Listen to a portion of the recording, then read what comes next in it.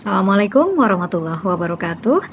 First of all, I'd like to express my deepest gratitude to the 18 of Kolita Unika Atmajaya, and I'm honored being a presenter in this great event. My name is Eka Margianti Sagimin from Universitas Pamulang, and also I'm a doctoral student of Applied English Linguistics at Unika Atmajaya, Jakarta. In this great opportunity, I'm glad to share my research entitled Family Language Policy and Heritage Language Maintenance among Sundanese Parents. Well, ladies and gentlemen, let me start from the background. The background was because people were born to be bilingual. Some races L1 and L2 from their parents, while some others raised from their surroundings. And I focus on the Tangerang Selatan area or Tangerang area, that is the borderline between Jakarta, that is Betawian, and also Banten province, that is or formerly West Java, so they are Sundanese. And the background also because the regional dialect were also different and become trigger to shift into another language. So in this borderline, Bahasa Indonesia become the dominant language around this borderline. This study examines how Sundanese parents who live in South Tangerang develop um, who live in South Tangerang area for over than 6 years and accommodating their children to develop family language policy and maintain their L1 or heritage language at home. So the research questions, they are three research questions here. Number one, how do Sundanese parents develop the family language policy and accommodate the use of Sundanese language and or other languages at home? And number two, what strategies do Sundanese parents adopt in maintaining their heritage language and or other languages they acquire in their family? And what factors contribute to heritage language loss and maintenance in the second or third Sundanese generation? So the objective of this study are to identify how Sundanese parents develop the family language policy and accommodate the use of Sundanese language or other languages at home. To figure out the strategies that Sundanese parents adopt in maintaining the heritage language and or other languages they acquire in their family, and also to analyze the factors contribute to heritage language loss and maintenance in the second or third generation. So the literature review, this is the previous studies conducted by King, Vogel, Logan Terry, 2008, conducted the studies on family language policy related to language use in the home among family members. And also Schwartz in 2010 conducted the research in the area where the minority language maintenance also and loss are emerged in the family. So the children can learn and acquire a fundamental step in the home environment, and the majority of language also happen in such community, for example like school environment or any kind of informal education. Well, family language policy is the plan or planning on the use of language among family members in the home, and this is based on Skohami, Schiffman, and also King, Vaughan, Logan Terry. The second generation is able to speak the ethnic or local language, but loss of this ethnic because occur between the second and third generation because they are rarely to use the local language in communication to their own children or parents. So indeed, the process of language loss is used to take place over two generations. So we also refers to the language shift and also language maintenance. Language shift refers to the downward language movement, the process of stopping using one language of two in favor of the other gradually in a speech community, and the process or the event in a particular population change from using one language to another. While the language maintenance from Becker refers to the number of relative language stability and its distribution to the speaker, the children's and adults' proficiency, and the retention in the specific domains such as home, school, and religion. This is a mixed method research design study using an open-ended questionnaire involving 22 respondents. They are 15 mothers and 7 fathers who live with their family in South Tangerang area, and I'll also use semi-structured interview. So we can see from the findings here. So the pie chart about cultural background. This is spouse cultural background. It is 86% that the respondent coming from Sundanese background. It means that the spouse from Sundanese, husband and wife are Sundanese, so the parents are Sundanese, while 14% spouse from Sundanese with Betawian and Sundanese with Javanese. And then this is we can see the language used at home with spouse. It means that between husband and wife doing the communication. 41% use Sundanese with spouse. And then 27% use Bahasa Indonesia with spouse. 32% use mixed language. So they mix between Bahasa Indonesia and also Sundanese language.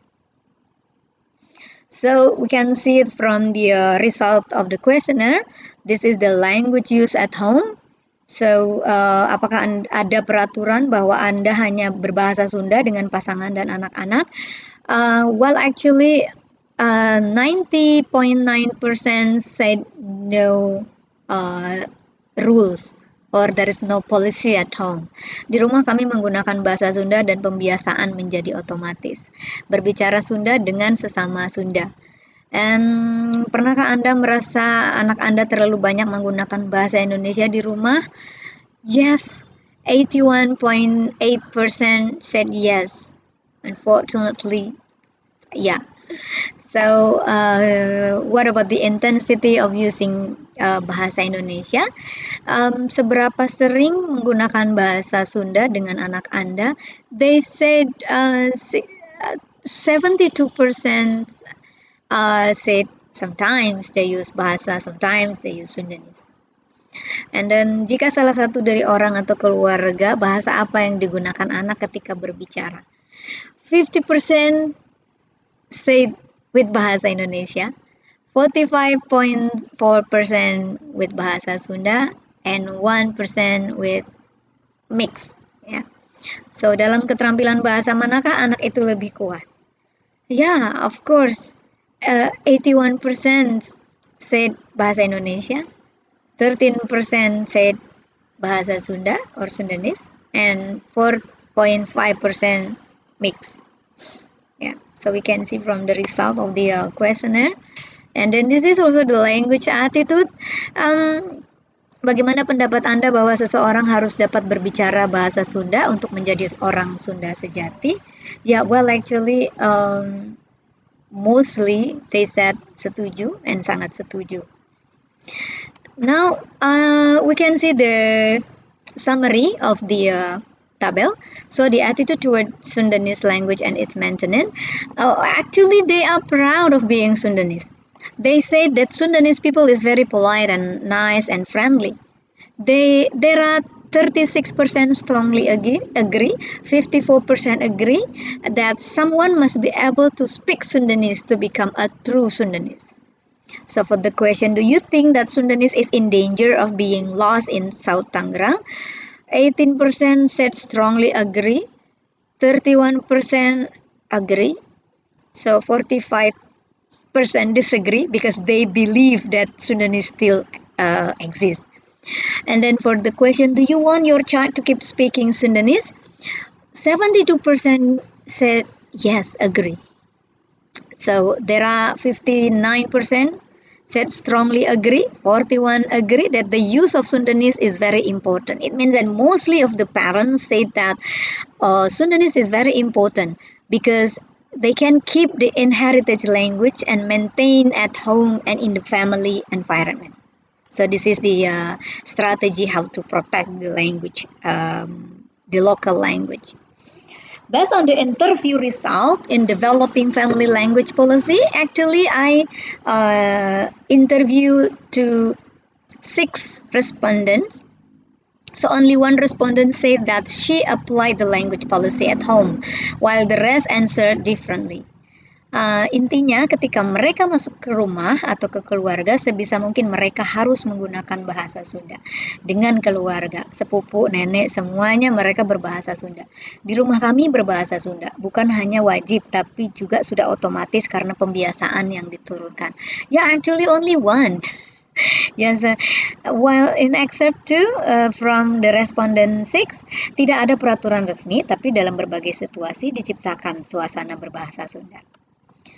Well, based on the interview and related to the research question, how parents accommodate the use of Sundanese language and or other languages at home, by saying, suka cerita pengalaman masa kecil dalam bahasa Sunda, jadi saya ciptakan atmosfer berbahasa Sunda. And then respondent 6 said that waktu kecil agak sulit mencari buku berbahasa Sunda. Ada beberapa cerpen. And then saya belikan buku. Yeah. So based on the strategies of Sundanese parents adopt in maintaining the heritage language, this is the research question number 2. Saya sangat mencintai bahasa saya. Rasanya punya kewajiban untuk mengajarkan bahasa ibu saya ke anak-anak saya. Saya juga suka budaya Sunda. This is the respondent 2. And then saya tetap bicara menggunakan bahasa Sunda agar anak bisa dengan sendirinya mengikuti bahasa saya. Dan secara tidak sadar anak saya merekam bahasa yang digunakan oleh orang tuanya. Well, regarding the research question for number 3, the factors contribute to language loss. Saya merasa bersalah tidak mengenalkan bahasa Sunda pada anak. Lingkungan sangat berpengaruh, apalagi banyak juga yang bangga jika orang Sunda menggunakan bahasa Indonesia di rumah. Di Tangerang Selatan ini saya melihatnya daerah ini kosmopolitan, bersuku-suku dan budaya yang dinamik, sehingga bahasa Sunda menjadi terhapus. And then the other factors contribute to language loss is because they are rarely used the Sundanese language. Orang tidak menggunakan lagi bahasa Sunda, bahkan tidak peduli bahwa sebenarnya bahasa Sunda ini adalah warisan. That is the respondent for number 5. And then respondent 6 said that secara geografis Tangsel ini borderline dengan ibu kota. Terpengaruh seluruh etnis yang ada di Indonesia yang datang ke Jakarta. Karena Tangerang Selatan dulu bagian dari Jawa Barat. Ya, because the political issues between the borderline. So now let's discuss. In the discussion, I found that this study reveals the second generation of children will face difficulties in preserving their culture, including the use of Sundanese language. Not only that, loss of the ethnic language occur between the second and third generation because they rarely use it in communication. This is based on Fillmore. Yes, this is true. And then all the findings were also yielded similar result. The previous studies found that the parents have an effort to facilitate heritage language maintenance. The continuity of heritage might be started from the house. Speaking Sundanese is only for practicing among parents to show their identity and culture. While other findings argue that the parents have lack of heritage language awareness to their children, and also it feels difficult to maintain the heritage language. So we come to the conclusion. Based on the data finding and analysis, I may conclude that some parents communicate with their spouse using Bahasa Indonesia, Sundanese, and also mix between both languages, between Bahasa and also Indonesia. But actually, unfortunately, they talk to the children mostly with Bahasa Indonesia.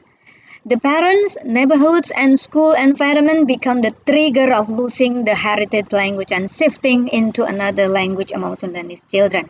And Bahasa Indonesia, yes, become more dominant used and adopted by children. Well, Sundanese children in South Tangerang area prefer to speak Bahasa Indonesia rather than to learn their local language.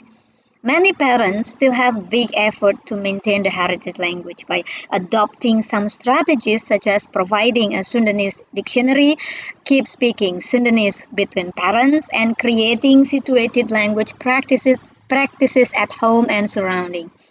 Lastly, most parents want their children and their third generation can speak Sundanese.